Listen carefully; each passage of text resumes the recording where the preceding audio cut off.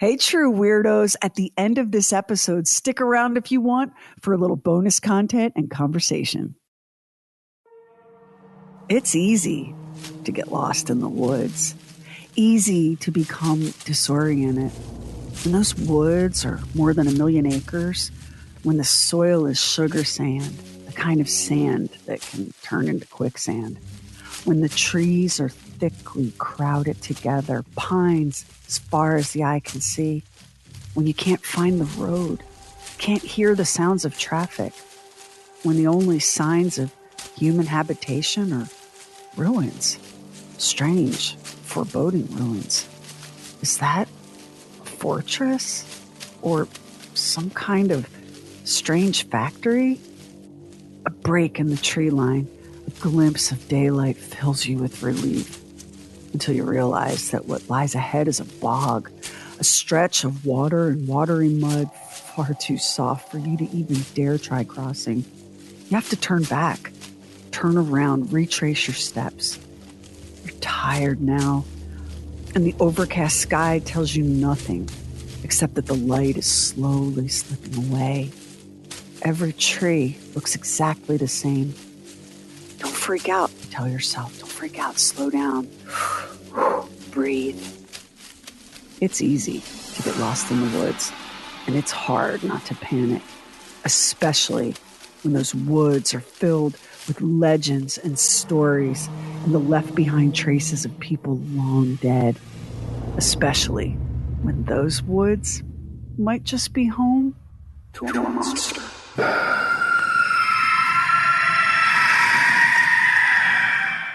And make out a small beam of light against the mirror.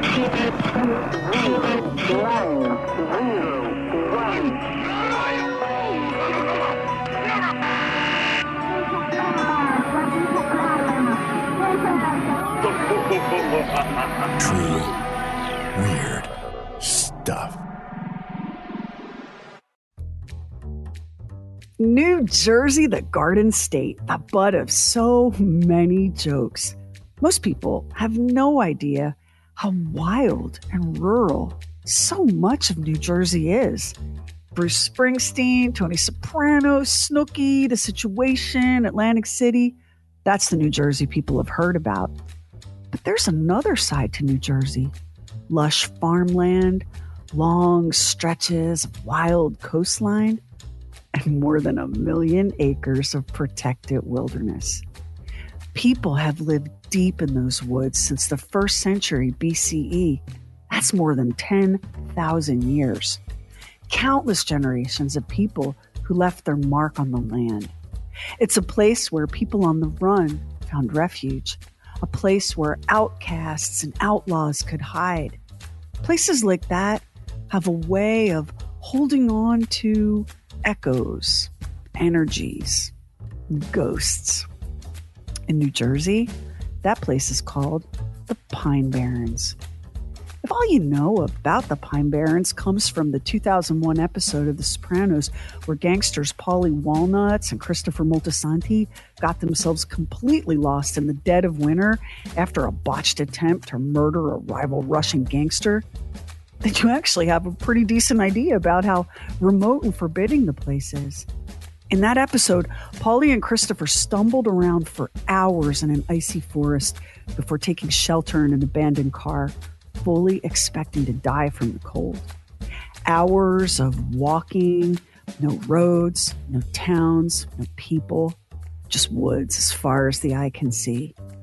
An enormous wilderness, utterly indifferent to their smallness or their panic. And that's what the Pine Barrens is. It's an enormous wilderness. Wait, in New Jersey? The state's not even that big. Plus, it's full of people and cities. Newark, Trenton, New York to the east, Philadelphia to the south. How can there be a wilderness in the middle of all that urban sprawl? Oh, there is, and it is vast. Over 1 million acres of the Pine Barrens was designated by Congress a national reserve back in 1978. It was the very first national reserve in the United States. All in, the Pine Barrens make up about 22% of the entire state of New Jersey. 1 million plus acres is a whole lot of land. And just about every square foot of that land is steeped in history and stories and some very tall tales. In the early 1940s, a newspaper reporter accompanied by a photographer set out on a 2-day journey to see what and who they might find in just a sliver of the Pine Barrens belonging to Ocean County.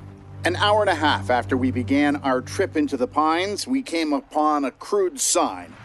It didn't raise our spirits. It read, "No outlet." All around us were scrub pine and sky. Not a sound broke the deep silence, except the soft rustling of the wind as it swept through the trees. Once or twice, we passed the ruins of long-since-burned shacks, charred trees to remind one of the scores of forest fires that for years swept across the lonely forests. We found homes that were little different from those of Abraham Lincoln's time. We found a child who had never seen a camera. We found a home where the mother huddled her brood behind her as she spoke through a crack in the door. Another house appeared deserted, yet there was food on the table and the stove, and the residents had disappeared into the woods rather than talk to strangers. It was land, they said, that was still every bit as wild as the day the very first explorers set foot in America. The legends that have come through the years are numberless, and they are still told in the winter nights when families gather round their firesides. Legends like this one. Back in the days when American colonists were fighting for independence from the tyranny of the British Crown, a thief named Jacob Fagan led a band of fellow robbers on a spree in the pines. Fagan and his crew lived deep in the swamps, in caves they dug into the banks. They came out at night, and their prey was the homes of the militiamen who were gone fighting the redcoats. Their families, the elderly, the sick, were left behind, and no match for Jacob Fagan. These were people scratching out their living in the forest during wartime. They had little enough as it was, and to have that little stolen from them? One of their favorite tricks was to seize the women and roast their feet over live coals until in their agony they cried out the hiding places of the family money and jewels. Word of Fagan's raids and the gang's atrocities in the Pine Barrens spread. Militia troops pursued Jacob Fagan and his gang, playing a deadly game of cat and mouse in the dense stands of trees and treacherous expanses of swamp and bog. And then the day came when Fagan found himself surrounded. In that standoff, Fagan was killed by gunfire and buried right where his body had fallen, bleeding out into the thirsty sand. That wasn't satisfaction enough for the people he had robbed and harmed. They hunted for his body. When they found it, they dug it up and hung the body on a gibbet. It's a primitive kind of gallows they'd hammered together on the side of the road leading to the village of Colt's Neck. There, Fagan's body dangled until birds had picked the flesh clean off the bones. But you know what? They were still so enraged that even after Fagan's skeleton had tumbled to the ground, they scooped up his skull and nailed it to a post as a warning to anyone else foolish enough to dare rob the people of the Pines. As you can see, the people of New Jersey come by their reputation for not taking anyone's shit honestly. It's clearly their birthright by God.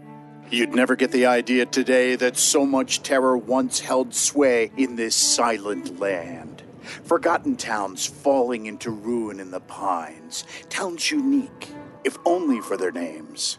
Double Trouble, High Bicycle, Ong's Hat.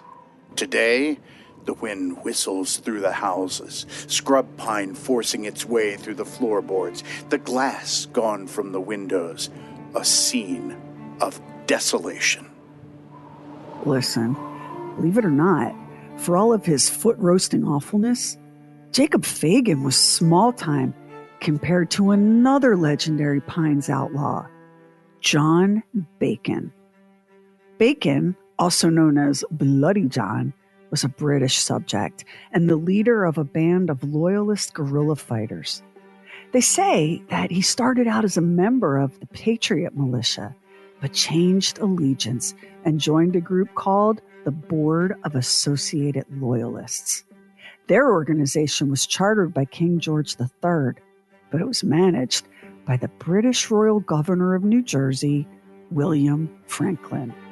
William's father was that great big daddy of American independence, Benjamin Franklin. And if you think your family's divided by politics, you should have seen the Franklins. Benjamin tried hard to win his son over to the Patriot cause, but William was a devout member of the Church of England and believed that the best system of government was to be found under the rule of a benevolent monarch. Benjamin Franklin was like, look, son, any king is a tyrant, and rebellion against tyrants is actually obedience to God. And William was like, yeah, well, your plan, father, leads to anarchy, misery, and all the horrors of a civil war. The two men never reconciled, by the way. After the Revolutionary War, William Franklin was exiled to London, and Benjamin Franklin cut him out of his will. Oh, well, not entirely out of his will. Benjamin did leave his son William some incredibly worthless land in Nova Scotia. But back to Bloody John Bacon. Royal Governor William Franklin named Bacon the leader of a guerrilla-style militia company called the Pine Robbers, also sometimes known as the Refugees. Their mission was to conduct raids on Patriot strongholds and steal their stuff. The Pine Robbers didn't draw the line at military targets, ships and encampments and supply depots. The Pine Robbers considered the homes and families of patriots to be fair game. For the people of the Pine Barrens, the name John Bacon conjured nightmares, a nightmare they couldn't escape. Their forest home was an ideal hiding spot for the Pine Robbers with its baffling and impenetrable forests. But the Pine Barrens also offered Bacon access to some of New Jersey's barrier beaches and bays, a perfect setup for a smuggling operation. Bacon's reputation as a cold-blooded killer and thief took off in 1780 when he shot and killed Patriot Lieutenant John Studson. Then, in December 1781, a Patriot ambush planned for Bacon's Pine Robbers went horribly wrong. The Patriots had staked out a spot on what is now Route 9 near the town of Manahawkin, and when 3 a.m. rolled around with no sign of the Pine Robbers, the militiamen decided to call it a night. Oops. The rising sun found Bacon's gang heading straight to Manahawkin. That was the moment the militia realized that they were outnumbered, dramatically outnumbered by the Pine Robbers, and took off with Bacon and his gang firing their muskets. One patriot was killed and another severely injured. John Bacon was promptly indicted for high treason, and that only made his legend grow. Bacon and the Pine Robbers spent most of 1782 conducting raids on the homes and farms of patriots. Bacon took what he pleased: food, money, clothing. There was always the threat of violence, the muzzle of a musket pointed at the head, or the tip of a bayonet jabbing tender flesh, the flash of a sharpened blade promising bloodshed. The people of the Pines lived in terrible fear and dread of John Bacon. As word of the Pine Robbers swept through the Barrens, people took to hiding what they had, burying it deep in the sandy soil. That is, people loyal to the Patriot cause. There were other loyalists sheltering in the Pine Barrens, and it was whispered that John Bacon shared some of his spoils with those who supported the British Crown. Neighbor couldn't trust neighbor. The whole place was rife with fear and suspicion. And that suspicion, that distrust, it would become entrenched in the Pines, would be passed down through the generations until it became as much a defining feature of the Pine Barrens as the landscape itself. Then, things got really bloody. It's called the Long Beach Island Massacre. So, October 25th, 1782, a British cutter ship called the Virginia, loaded with a valuable green tea from China called Hyson tea, it ran aground on a sandbar in the Barnegat Inlet off the coast of northern Long Beach Island. Abandoned by its crew, the ship sat there, its hold packed with barrels of pricey tea. That's when American privateer, that's a kind of a fancy legal pirate, Cape May, New Jersey's own Andrew Steelman arrived on the scene in his own armed ship. His ship was called the Alligator. Now, as you know, the American colonists were mad for tea, and this particular tea was the good stuff. Steelman seized the Virginia and her cargo, and a cohort of his men set about unloading the barrels of tea. They had to slog through the surf from sandbar to shore over and over and over again until at last the hold was emptied. The crew of the Alligator was exhausted from the effort. I mean, you can imagine. Steelman and his crew set up camp that night on the beach, right next to the plundered barrels of tea. But here's what they didn't know. John Bacon and the Pine Robbers had also gotten wind of the beach ship. Those men, numbering 10, climbed into their own small boat, which was named Hero's Revenge, and they set a course for Barnegat Bay. As the crew of the Alligator snored on the beach, John Bacon's gang silently crept closer and closer. The attack was brutal. The Pine Robbers threw themselves on the sleeping men and stabbed and shot the sailors, including Andrew Steelman, killing all but a handful. The survivors, some say it was 4 men, some say 5, were ordered to march under a flag of truce to a nearby settlement where a doctor might attend to their wounds. Bacon and the Pine Robbers only withdrew from carnage when crew from Steelman's ship, the Alligator, the ones who had stayed on the ship, suddenly arrived on the scene ready for a fight. Now there was a bounty on John Bacon's head. In December of that year, a Patriot militia out of Burlington County was on the hunt for the Pine Robbers and the bounty. But as hard as they searched, it was as if the Pine Robbers had vanished in a puff of smoke.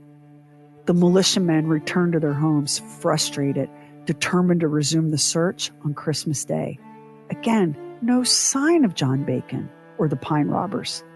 So the decision was made to give up the hunt. And then, on December 27th, 1782, the militia headed for home. Arriving at the village of Cedar Creek, the men thought, hey, why don't we stop in the Cedar Bridge Tavern for the night? What they didn't know was that John Bacon and his crew were waiting for them on the south side of the bridge that spans Cedar Creek. The hunted had become the hunter. To borrow a quote from the current Princess of Wales, recollections may vary, but this report of the skirmish, published in the New Jersey Gazette, sums it up.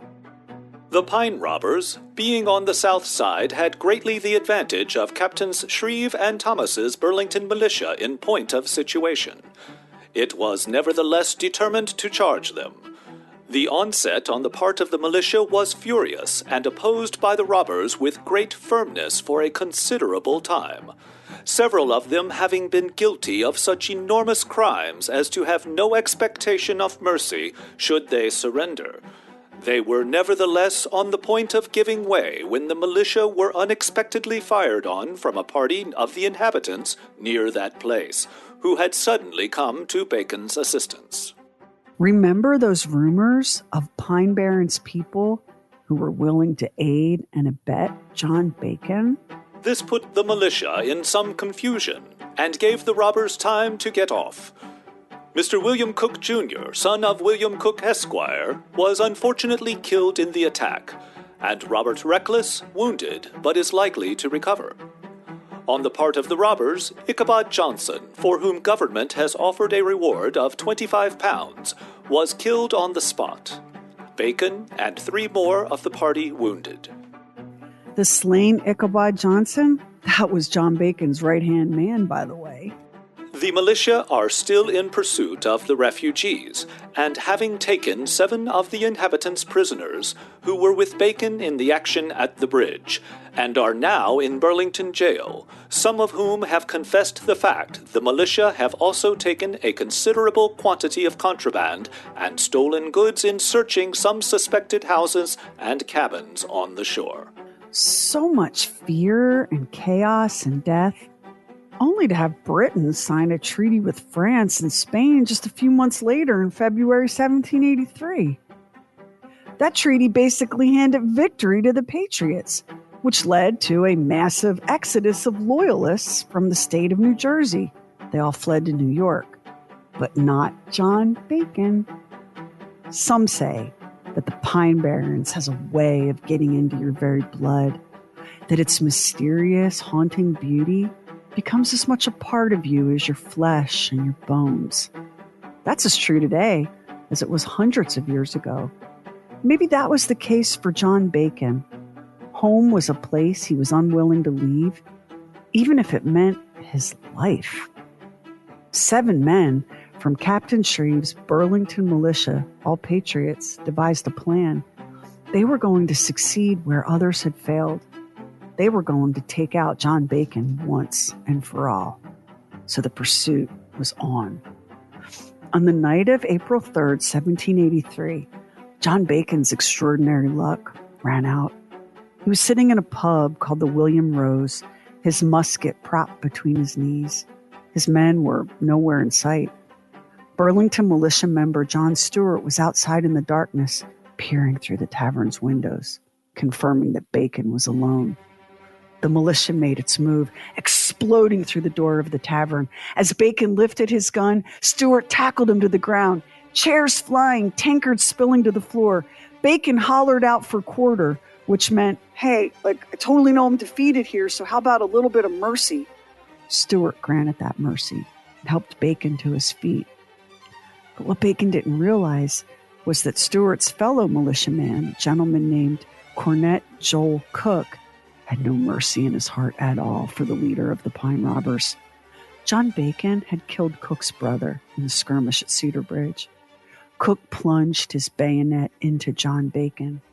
Bacon paled and stumbled to the floor, but then somehow righted himself and bolted toward the back door of the tavern. Stewart tried to stop Bacon, shoving a table at the door to block the escape. But Bacon dealt Stewart a ferocious blow that knocked him to the ground. The enraged Stewart, adrenaline flooding his body, lurched to his feet and fired. The musket ball tore through John Bacon's body, then ricocheted harmlessly off Cook's chest. What a scene that must have been. The tavern lit only by candlelight, the smoke from Stewart's musket fire hanging in the air like a shroud, the blood of the outlaw John Bacon pooling on the rough wooden floor. The fearsome leader of the notorious Pine Robbers was dead at last. The militia threw Bacon's body into the back of a wagon where it bounced and rolled with all the indignity of a sack of grain all the way to the village of Jacobstown in Burlington County. But the death of John Bacon had not even begun to satisfy the militia. The men began digging a hole right smack in the middle of the road. Bacon's eternal resting place would be a busy thoroughfare. Instead of resting in peace, the outlaw's grave will be trampled by hooves and boots and wagon wheels. I am telling you, do not mess with New Jersey. These people are intense. And just as the militiamen were about to dump Bacon's bloody and battered corpse into the raw ground, Bacon's brother arrived on the scene. He begged and he pleaded with the militiamen to allow the Bacon family the decency of a private burial. He called upon their faith, their morality, their obligations as civilized men.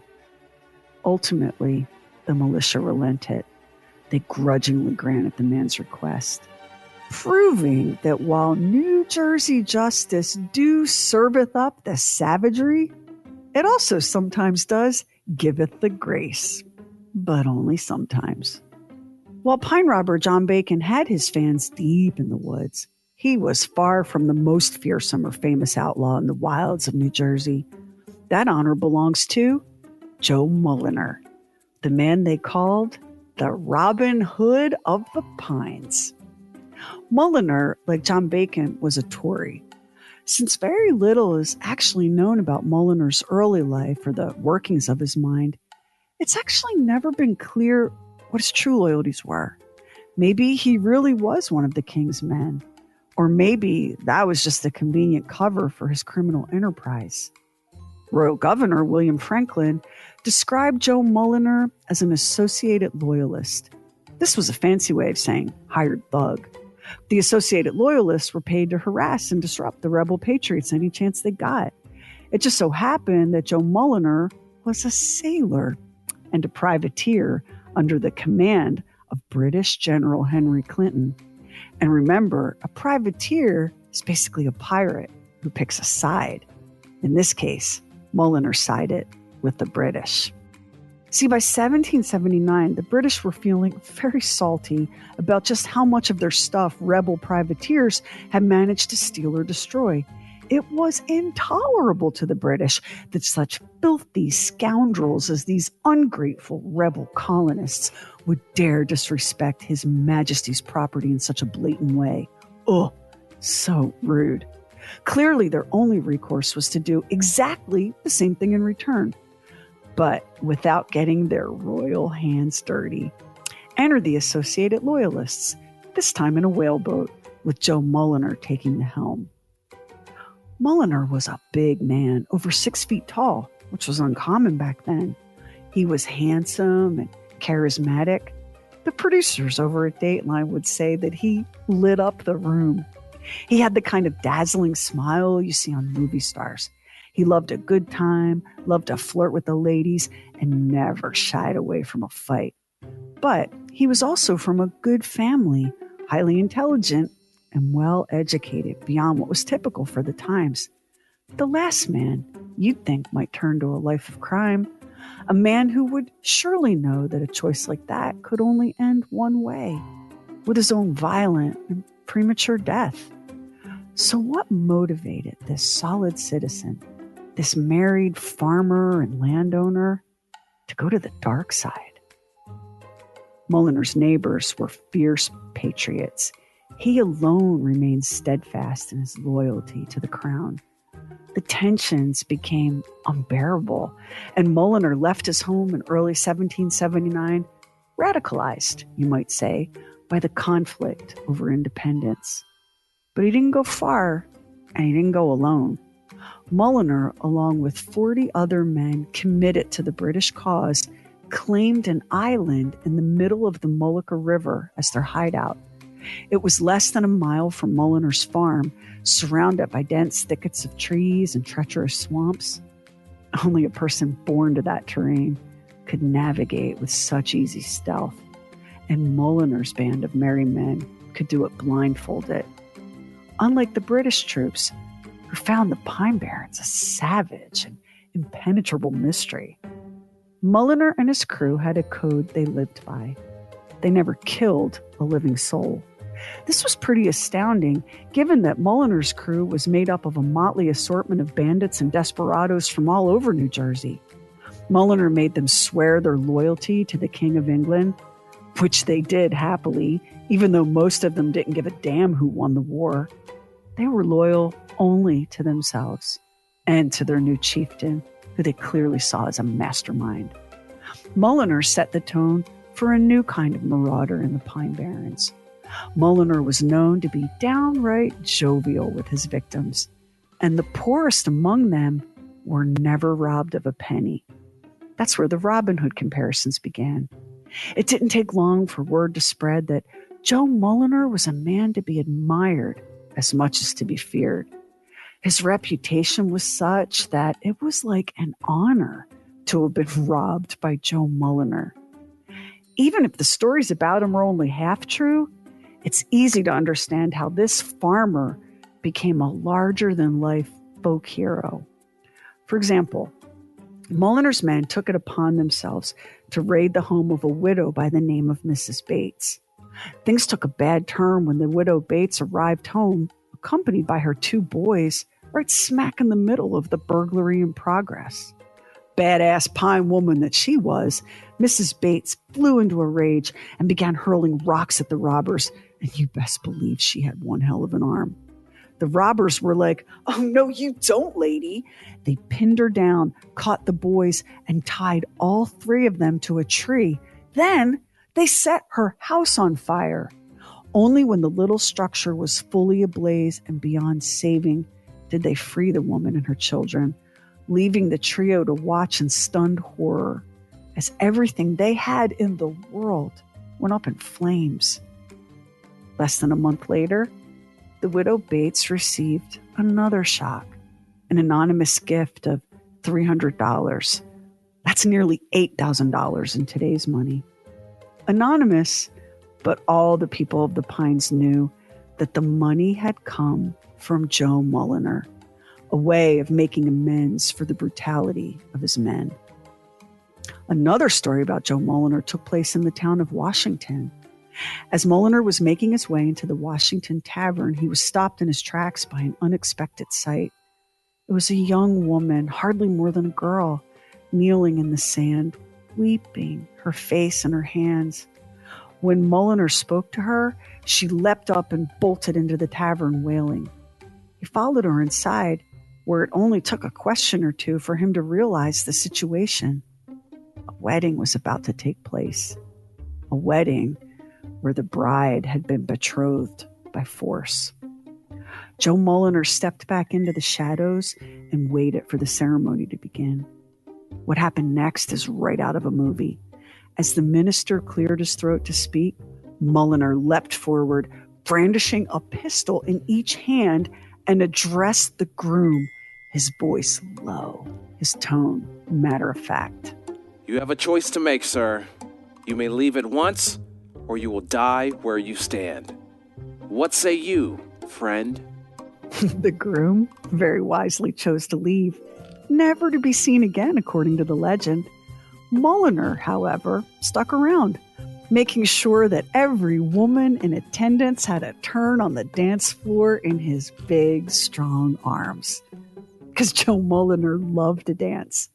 It was at another tavern, this time in Quaker Bridge, where Mulliner's enthusiasm for a good 2-step nearly came to violence.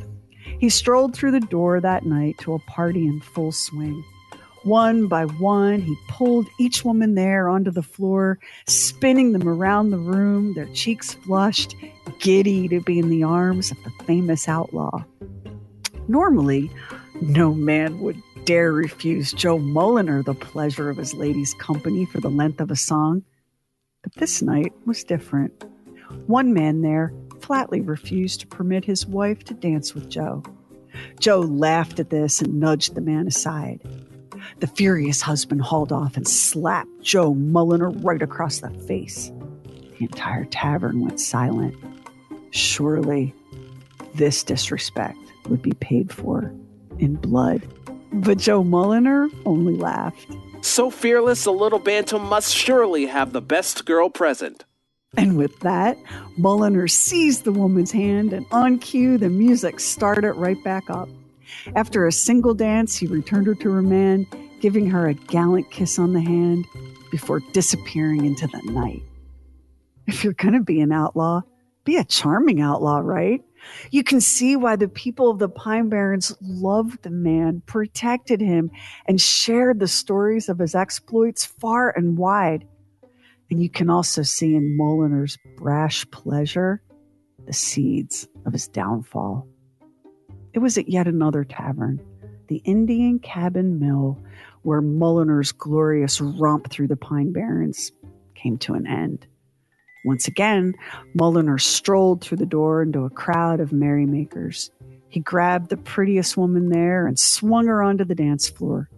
Her partner seethed, but said nothing. The man waited for the moment when he could slip through the door unseen. Then he ran to the home of one Captain Balin, leader of a patriot militia bent on capturing Mulliner. Balin gathered a posse of armed patriots, and they surrounded the Indian Cabin Mill. Mulliner saw at once that he was outmanned and outgunned. He surrendered. Mulliner was imprisoned in the town of Woodbury. One by one, his men were hunted, captured, tried, and hanged for their crimes.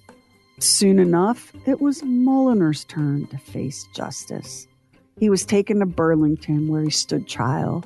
On August 7th, 1781, the New Jersey Gazette reported, Joseph Mulliner was convicted of high treason and is sentenced to be hanged this very day. This fellow had become the terror of that part of the country. He had made a practice of burning houses, robbing and plundering all who fell in his way, so that when he came to trial, it appeared the whole country, both patriots and Tories, were his enemy. Convicted and hanged on the same day. Those were some harsh times. 1781, the year that saw the end of the American Revolution with the battle at Yorktown, was also the end of the wild career of the Robin Hood of the Pine Barrens.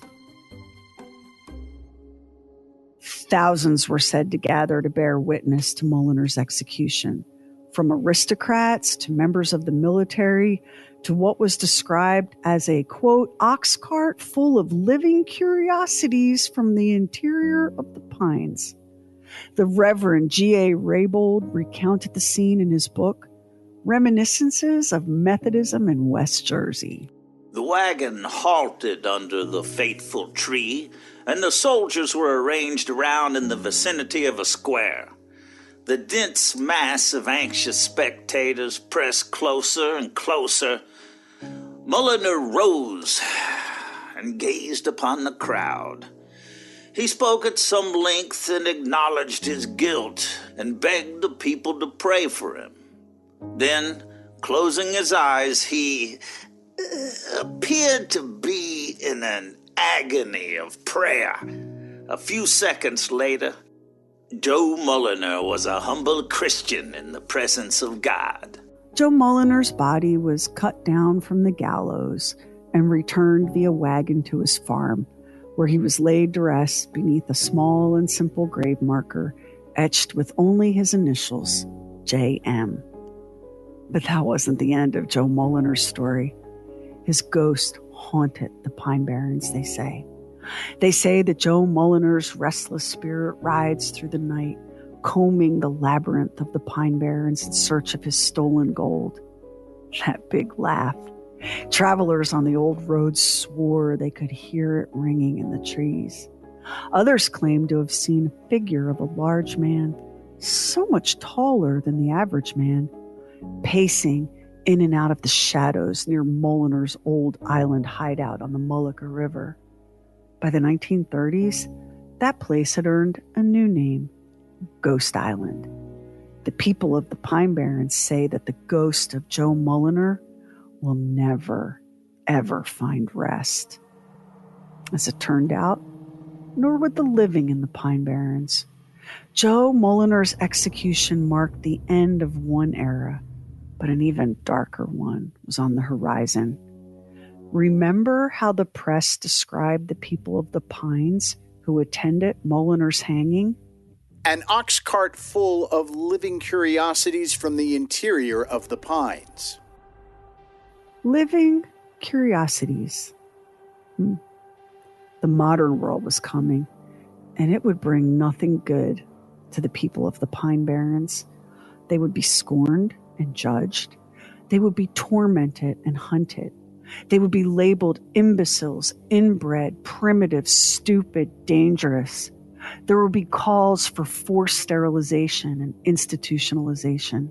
Stories would be told of witchcraft and bad magic. A new legend would emerge from the pines. The legend of a terrifying cryptid, half man, half devil. A cryptid that would stalk the nightmares of generations of children to come. This new modern fear and suspicion of the Pine Barrens and its people would begin at the turn of the 20th century. And it would continue until, it would continue until right now. They called those people the Pineys, and their story is on the next episode of True Weird Stuff.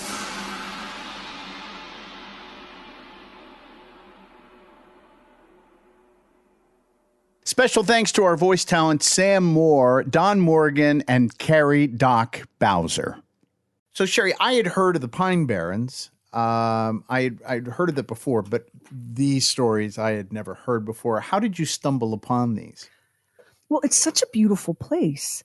And people unfamiliar with New Jersey don't understand that New Jersey is not just one endless suburb that starts in Newark and continues until the Delaware River. They call it the Garden State for a reason. Yeah. So much of it is rural. And my older brother, Mark, lives in Woodbury with his wife, Nancy. They raised their kids there. That's the city. It's a famous city right near where Washington crossed the Delaware. Mm-hmm. That legendary story. That's the city where Joe Mulliner was imprisoned before his trial and execution. So the Revolutionary War, that chapter in American history, is everywhere you turn in the state of New Jersey. And the Pine Barrens are one of the most mysterious places in that part of the world. So when I was in college, I had a friend whose dad was a cop. And I think his people were people from the Pines. And he would go to the Pines the Barrens, every chance he could. He had like a little hunting, fishing cabin up there. And he would tell his kids these crazy stories about the Pineys and the Jersey Devil. And I don't even know how to express how this was the deliverance of the Northeast. Remember the movie Deliverance? I want you to picture the people that movie had living in the wilderness of the Tallulah Gorge. The Pineys, and it's a very ugly, hateful term. Mm-hmm. It's an insult. The people of the Pine Barrens were the deliverance people, except in New Jersey. And terrible stories would be told. You'd be scared out of your mind as a kid by the Jersey Devil. And, oh, you don't want to get lost in the Pine Barrens because the Pineys will get you. It was so ignorant and so discriminatory and so ugly and so based in nothing real or true that I became sort of borderline obsessed with it. And so I went to, high school in New Jersey, and I went to college in Philadelphia, and I was scared to death of the Pine Barrens as a kid because I had been terrorized in childhood by the Jersey Devil. You better come in before dark or the Jersey Devil will get you. You better not go riding around or camping or hiking in the Pine Barrens because the Pineys will get you. Then I make it all the way to college, and my friend's father has all these crazy stories about the so-called Pineys. And it just stayed with me. It stayed with me like a make-believe dark fairy tale that turned out to be true and untrue at exactly the same time. There are people who live deep in the Pine Barrens. There have been human settlements in the Pine Barrens for 10,000 years. Before the Industrial Revolution, the Pine Barrens were thriving, right? Mm-hmm. It was the modern world that brought this ugliness to the people of the Pines. And in next week's episode, we jump into the modern world where the governor of New Jersey tried hard to launch a legal campaign of forced sterilization because these people were quote unquote imbeciles and were not fit human beings. They were defective. You hear all those eugenics oriented words used to describe the people of the Pines. And the only reason that the governor failed in that wretched campaign was the New Jersey State Supreme Court was like, you know what? That's going to be a no from us. You're not going to be rounding these people up and sterilizing them. But that didn't stop them from rounding those people up, including the children, and institutionalizing them. It's a really ugly chapter. When you were talking about John Bacon and Manahawkin, you said the Patriots staked out a spot on what is now Route 9, and all I can think of is the Bruce Springsteen song Born to Run, sprung from cages on Highway 9. Well, that's all I can think about. Guess what, my friend? In next week's episode, we're going to meet the Jersey Devil. And one of the hot spots for Jersey Devil sightings is Route 9. So maybe it was the Jersey Devil that was sprung from those cages. I wonder. Yeah, it's so interesting. And also in next week's episode, this is how contemporary this hatred and fear and suspicion of these people is. A politician in New Jersey was forced to resign her elected office for referring to the Pineys as defective. The people of South Jersey reared up as one and were like, not on our watch. So, and so she was forced to resign in disgrace. And you'll hear that as part of next week's episode. But the fear, and distrust of these people, when what we should have been doing, instead of looking at these people and going, there's something wrong with them, they're broken, they're defective, they're not fully human. A lot of these people were subsistence farmers, and they were really adept at living off the land. They were the descendants of generations of people who had lived in the pines. And there was nothing wrong with these people other than the fact that they did not buy into the rat race, the 9 to 5, the put on a suit and tie and buy your food at the grocery store instead of getting it yourself. Right. Right. So it was just really unfortunate. And like so many things, they became kind of politically symbolic for the governor at the time. It became a rallying cry. If he could get constituents worked up that the imbecile, degenerate, crazy Pineys were coming for them, he could, whip up a frenzy, and then everybody would have a common enemy, and he could ride that wave into office. Because he had been the second in command when the governor of New Jersey was elected to the presidency. So he hadn't won the office fair and square. He would have to go up again for re-election. And nothing gets you, as I think anybody paying any attention to the world today would agree, that nothing gets you votes like drumming up an enemy that everybody can agree is subhuman. That's the secret sauce in so many of the atrocities absolutely. In human history. And the Pine people were that it was their turn to play the part of degraded and degenerate subhumans fit only to be exterminated. And that's what happened. And, the rule of law, the state Supreme Court prevented it. But what the courts could not prevent were then decades and generations of fear and mistrust and hatred toward people who, honest to God, should have been admired. For their ability to make their own way. And they were minding their own business. Like they would go into the pines looking for these people. These people were not coming out and asking for attention. It was horrific. And there was a ton of industry. There were all sorts of wonderful things that happened inside the Pine Barrens after the War for Independence. There were iron. There was iron in the Pine Barrens. So there were these iron mills, and there was industry that, ran its course, and then it was replaced by what came next, as is true in so many parts of the country. But these people were hardworking, industrious people that were the descendant of some of the first settlers.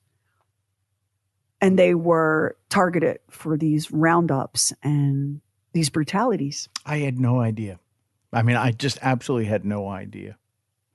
Okay. I think you don't unless you live there. Right.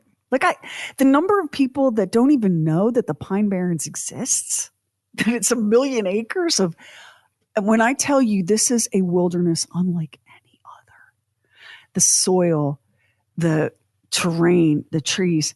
One of the big industries in the Pine Barrens for a long time, and even today, is cranberry and blueberry farming, because cranberries grow in bogs, right? We've all seen the Ocean Spray commercial. And blueberries are a big crop in that part of the world. It's spectacular. Can we talk about Joe Mulliner for a moment? Oh, yeah. Yeah. This guy's this guy is custom made to have a movie done about him.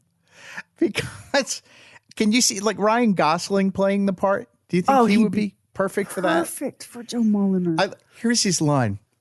So fearless a little bantam must surely have the best girl present. And with that, he grabs her hand and dances with her. Like, yeah. I know you're upset. You've got the best girl. Let me just dance with her.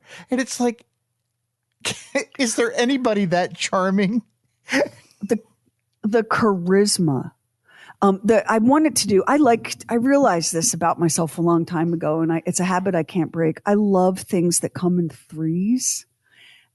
Just love a good, I was about to say, I just love a good threesome. Not that way, but I like things that come in threes. And so if you look at the evolution of outlaws in the Pine Barrens, you had Jacob Fagan, who was an absolute monster, roasting women's feet. Oh, yeah. Come on. That's some unhinged, out-of-pocket stuff.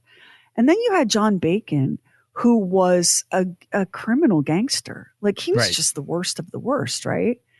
And then you have Joe Mulliner, who is charming and charismatic, whose one rule is we don't kill people. Whatever else we do, we don't take people's lives. And there are lots of Joe Mulliner stories, and it's hard to know, with a legend, right? What's true, what isn't. But you have that Robin Hood thing, yeah. That Robin Hood thing was real. Yeah. Yeah, there has to be some grain of truth to all that, But is he not just the most fascinating character?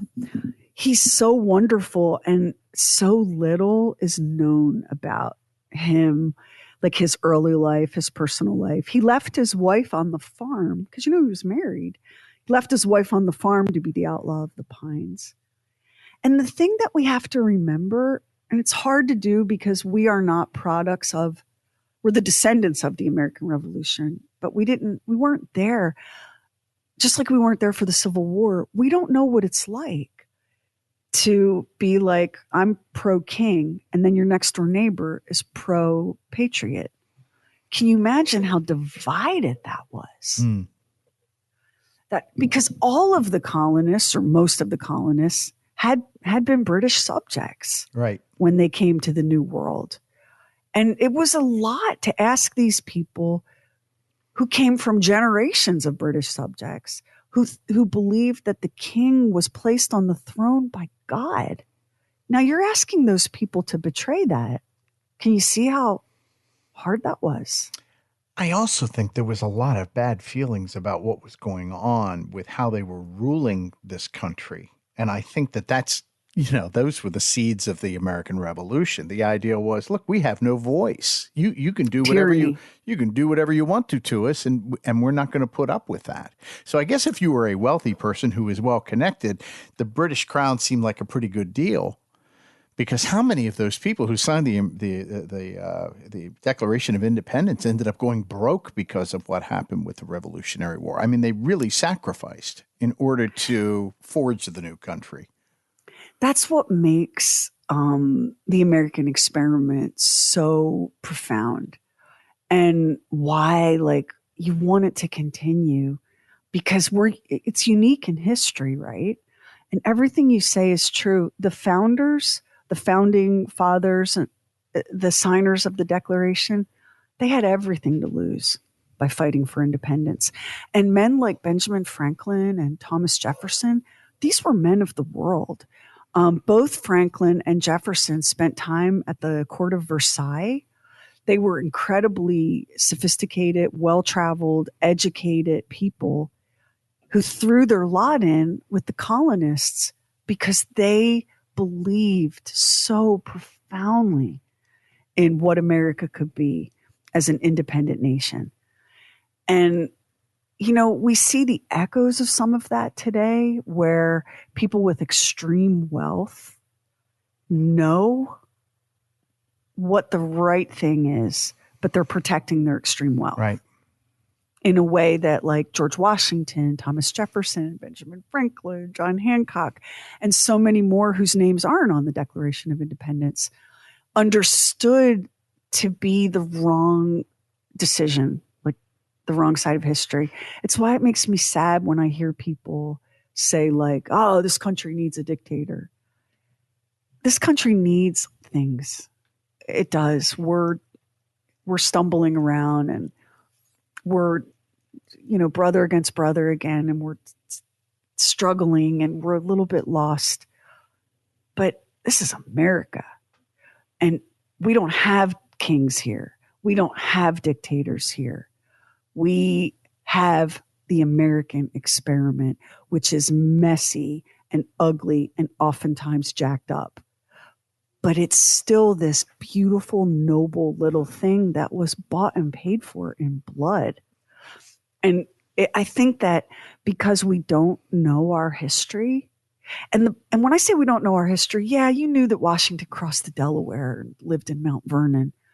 But do you know about the people, the blood, sweat, and tears of the people, the regular people, the farmers who left their homes to fight for this country? We don't know those stories. We don't hear those stories. Mm-hmm. You knew about the tea getting dumped in the Boston Harbor, right? That's the famous example of what we thought of the British and their obsession with tea. But that was by far not the only time.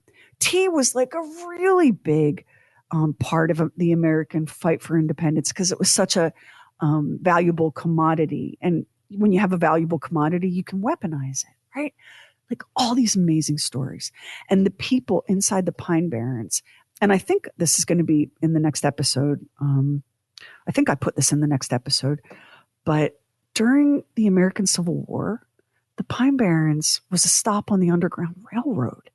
Like not only was the Pine Barrens home to the indigenous people and then the first wave of settlers from Europe, many of whom their families are still there in those same towns like Ong's Hat, right? Mm-hmm. Well, you had a lot of slaves escape slavery in the South and come up on the Underground Railroad and find refuge in the Pine Barrens. It is such an important little piece of American history, and I'll be damned if I can tell you why nobody knows about it. It doesn't seem to come up anywhere. It's certainly not something you learned in school. It wasn't in a textbook. And unless somebody does a movie about it, you don't know anything about it. I mean, you just have no way to have any kind of exposure to it. But it's nonetheless some fascinating stuff. I had kind of a fight with my first love, my high school boyfriend. I think it was our senior year. He loved the Pine Barrens. He loved to go camping in the Pine Barrens. And so he and a couple of his bros were going to go camping on this long extended camping trip in the Pine Barrens. And it coincided with homecoming at school. And this is my senior homecoming dance. I'm a cheerleader. Like I want to go to the homecoming dance. And my man here wants to go camping in the Pine Barrens. So I was like, okay, why don't you go camping in the Pine Barrens? And I went to homecoming with another boy, one of the high school basketball team stars. And my boyfriend was like, a hippie musician who didn't trifle with all that high school musical bullshit. And so he's like, I can't believe you're going with him. And I'm like, well, enjoy your camping trip. So I went to homecoming with this I think his name was Kelly, the boy. He was super cute, real tall basketball player kind of dude. But of course, in my heart of hearts, I wanted my first love to be my homecoming date. Yeah. And he wanted to cook a fish over an open fire in the middle of freaking nowhere. It's the oldest story ever. So if you live in New Jersey, any part of the state, you know about the Pine Barrens and you know some of these stories. But I know a lot of people who've lived their whole lives in New Jersey who've never been to the Pine Barrens. And part of that is you have to be kind of outdoorsy to give a damn. But a big part of it are the stories that you grow up hearing about the people who live inside the Pine Barrens and all the ways that you can disappear and get lost and get hurt and never be found again. And all of the foul play that can befall you if you stumble upon the cabin of one of the, and I hate this term because it's so ugly, one of the so-called pineys and what they might do to you. And I just don't think there's any truth in any of it. Although the Jersey Devil, the great cryptid that comes out of the Pine Barrens, which is in next week's episode, we can actually find the historical people involved in that origin, including the woman who gave birth to the Jersey Devil. And that is such a fun story. And that's what we're going to do in the next episode. I can't wait. It's really, really fun. So I originally set out to do just one episode about the Pine Barrens, but how can you get all of this cool stuff in to just one? Yeah. And even though I was like, a lot of people don't care about like Joe Mulliner or John Bacon or whatever, I thought a lot of people don't care about that because they don't care about history or what have you. But then I thought maybe they don't care because they don't know. Right. Maybe if they knew about the Robin Hood of the Pine Barrens, then they would care a little bit. What do you think? I care about it because, that's fascinating. If you're just a bad person and you do bad, mean things, there's no charm to that. There's no interest there. You're just awful. But if you have a person who's, okay, we robbed some things and we stole some things and we gave some things to people too. And okay, we burned that woman's house. Oops, my men did that. Here's some money. We'll take care of it for you. There's a certain... You're right. He was the Ryan Gosling of the garden. He really was. The story of William Franklin, I only knew because of, we had talked about this before.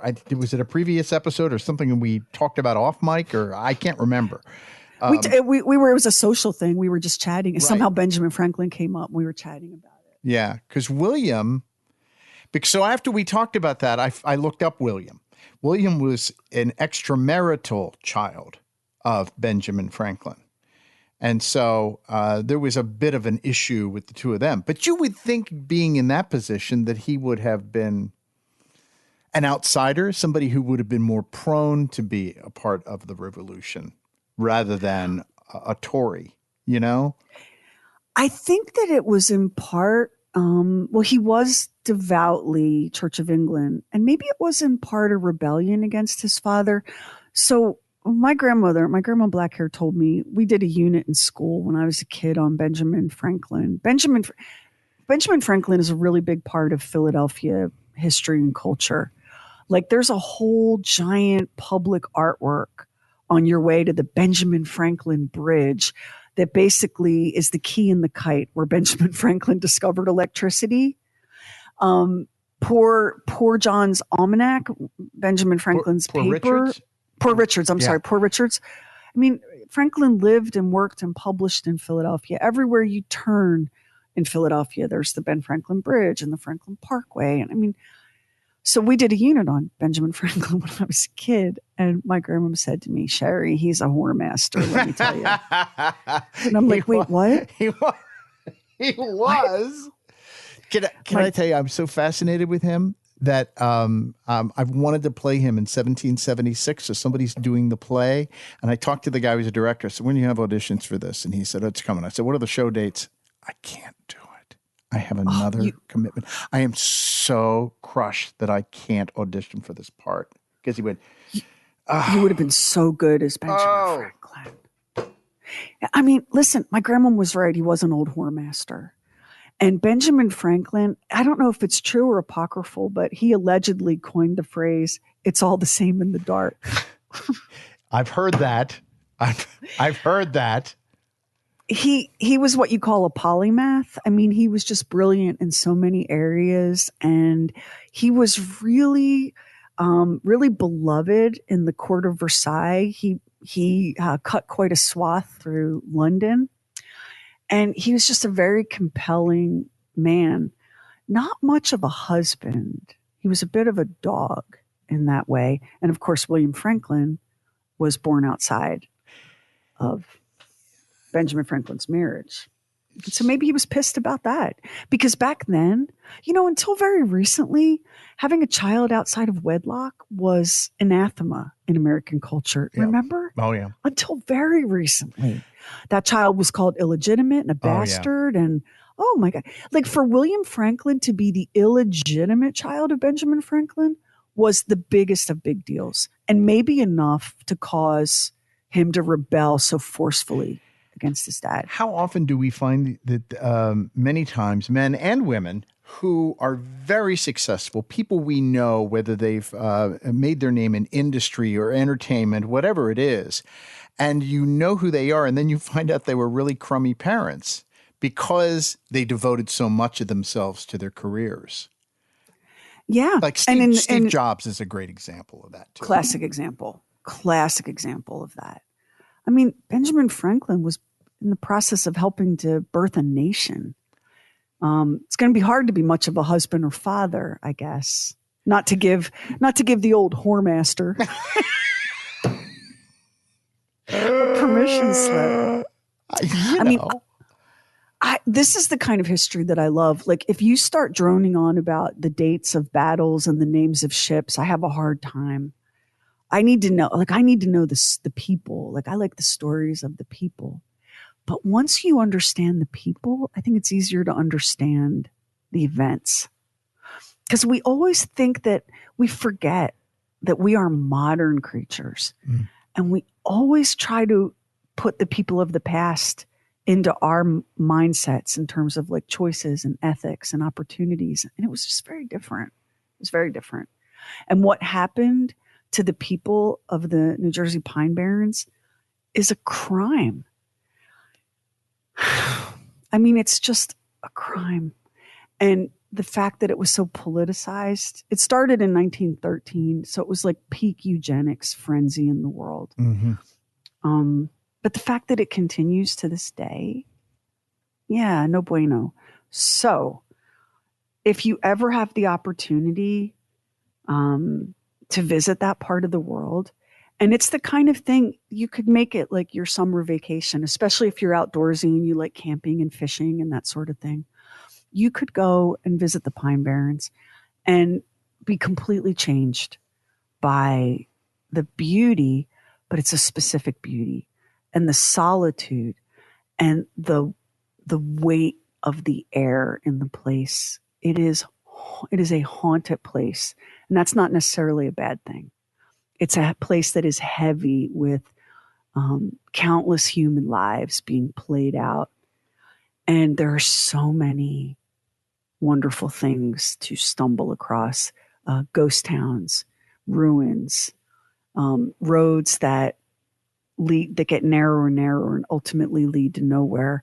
You'll come through a break in the trees, and as far as you can see, it's a cranberry bog. But you better know your way around. You better have a compass and a map, because you can't just walk into the Pine Barrens and then walk back out, even today. Otherwise, you're going to come up to a sign that says, no outlet. And an island in the middle of the Mulliner River, an island they call Ghost Island. And be careful about being out in the pines alone at night, because you might just hear the laughter of outlaw Joe Mulliner. We'll see you next week for Pine Barrens Part 2, The Pineys. Thank you so much for listening to this. You're the reason we make it, and we're so glad you're here. We'll see you next week on True Weird Stuff. And if you listen to us on Apple Podcasts, hit the plus button in the top right corner, and now it helps an independent podcast like ours to get discovered. And we really appreciate it if you subscribe, rate, and review True Weird Stuff. Hit our website, trueweirdstuff.com, for show notes and photos and videos when we have it, and bonus content. Everything True Weird is waiting for you at trueweirdstuff.com. And follow True Weird Stuff on Instagram and Twitter. True Weird Stuff is a Now Media production. Our executive producer is Anthony Garcia. The show is written and hosted by me, Sherry Lynch, along with my deeply weird director, Max Sweeten. Our equally odd producer is Carrie Bowser. Additional production by the mysterious Stephen Call. Our digital witch and social media cult leader is Heather Furr. Original graphics by Kevin Nash. Original artworks by Olivia Axland. True Weird original music composed and performed by Jack Griffin and Zane Nash. Copyright 2024 Now Media. All rights reserved. All wrongs remembered.